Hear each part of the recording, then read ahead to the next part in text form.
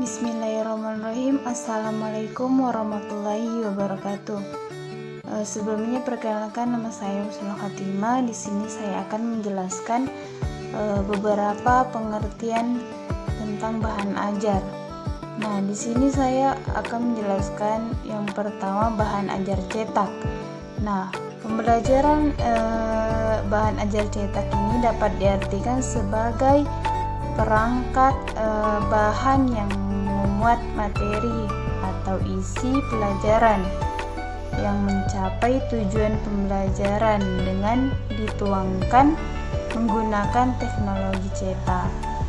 Nah, adapun beberapa karakteristik bahan ajar cetak.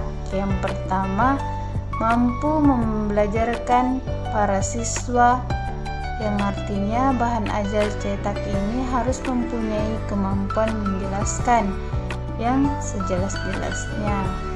Yang kedua, bahan ajar cetak bersifat lengkap, artinya memuat hal-hal yang sangat diperlukan dalam proses pembelajaran. Terus yang terakhir, mampu membelajarkan peserta didik, yang artinya dalam pembelajaran cetak ini harus mampu memicu siswa aktif dalam proses pembelajaran. Terus yang terakhir, ada 5 jenis bahan ajar cetak. Yang pertama itu buku, yang terus kedua handout, modul, yang ketiga modul, keempat brosur, dan kelima gambar atau foto. Nah, selanjutnya bahan ajar media 3 dimensi. Yang pertama, pengertian media 3 dimensi. Nah, di sini media pembelajaran adalah sebuah alat yang berfungsi dan digunakan untuk menyampaikan pesan pembelajaran. Nah, adapun pembelajaran ini dapat kita artikan adalah suatu proses komunikasi antar pembelajaran, pengajar dan bahan ajar.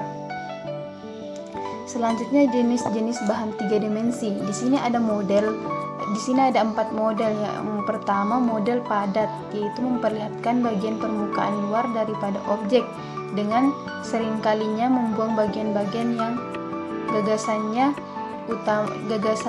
utama dari bentuk, warna, dan susunannya. Terus yang keempat, model penampakan, yaitu memperlihatkan bagaimana sebuah objek itu tampak apabila bagian permukaannya diangkat untuk mengetahui susunan bagian dalamnya.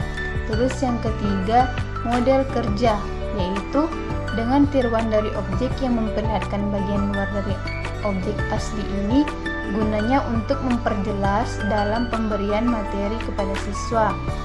Nah, yang terakhir, model susun.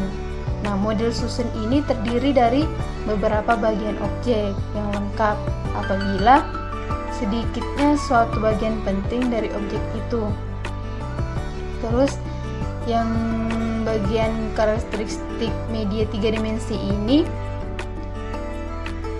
media ini dapat dilihat dari kemampuan membangkitnya rangsangan indera penglihatan, pendengaran, perabaan, percakapan maupun penciuman, atau kesesuaiannya dengan tingkat hierarki belajar. Nah, adapun kelebihan dan kekurangan media 3 dimensi ini. Nah, yang pertama itu kelebihannya memberikan pengalaman secara langsung, penyajian secara konkret, dan menghindari verbalisme. Dapat menunjukkan objek secara utuh, baik konstruksi maupun cara kerjanya. Kelemahannya yaitu media 3 dimensi ini, yang pertama tidak bisa menjangkau sasaran dalam jumlah. Terus yang kedua, penyimpanannya memerlukan ruang yang besar dan perawatan yang rumit. Terus terakhir, anak tunanetra sulit untuk membandingkannya. Nah, selanjutnya materi tentang bahan ajar audio. Di sini saya ambil menurut Andi Prastowo, yang mengartikan bahwa bahan ajar audio ini merupakan salah satu jenis bahan ajar non cetak yang di dalamnya mengandung suatu sistem yang menggunakan sinyal audio secara langsung, yang biasa dapat dimainkan atau diperdengarkan oleh pendidik kepada peserta didiknya. guna membantu mereka untuk dalam menguasai kompetensi tertentu. Terus selanjutnya jenis-jenis media audio. Nah, yang pertama itu radio, kedua kaset audio, dan ketiga alat perekam. Nah, selanjutnya ada itulah tadi jenis-jenis media audio. Nah, selanjutnya macam-macam alat penyimpanan audio. Yang pertama piring hitam atau PH, yang kedua kaset, ketiga CD dan DVD, dan keempat MP3, terus audio, dan terakhir iPod.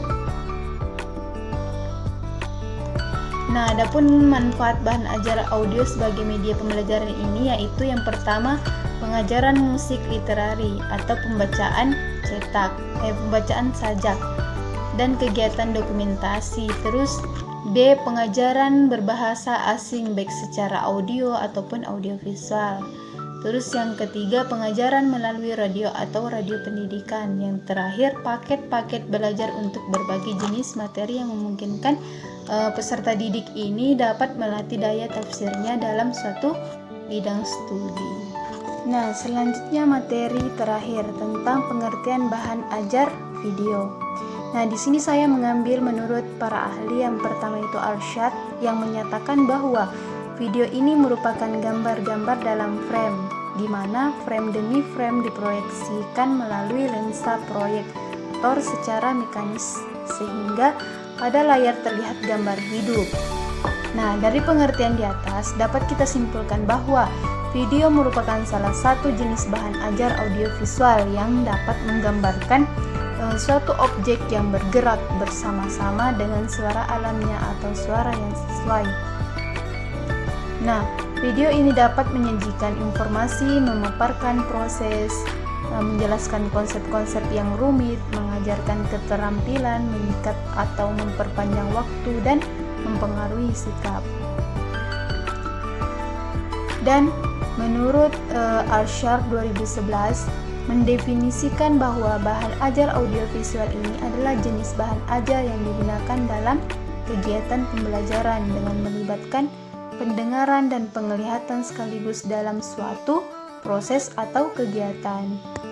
Nah, sementara itu menurut Astra 2007 mengungkapkan bahwa bahan ajar video visual yang ini yaitu bahan ajar yang dapat dilihat sekaligus dapat didengar seperti film bersuara, video, televisi, dan sound slide.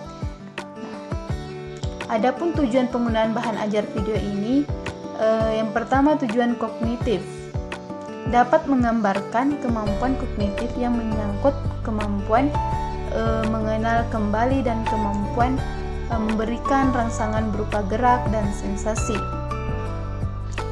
Nah, tujuan sedangkan ini tujuan afektif yaitu dengan menggunakan efek dan teknik. Video dapat menjadi bahan ajar yang sangat baik dalam mempengaruhi sikap dan emosi. Yang terakhir tujuan menurut psikomotor. Nah, video ini merupakan bahan ajar yang tepat untuk memperlihatkan contoh keterampilan yang menyangkut gerak. Dengan alat ini diperjelas baik dengan cara memperlambat ataupun mempercepat gerakan yang ditampilkan. Itulah tadi pemaparan materi yang dapat saya sampaikan. Terlebih dan terkurangnya saya mohon maaf. Saya tutup dengan wabillahi taufiq wal hidayah. Wassalamualaikum warahmatullahi wabarakatuh.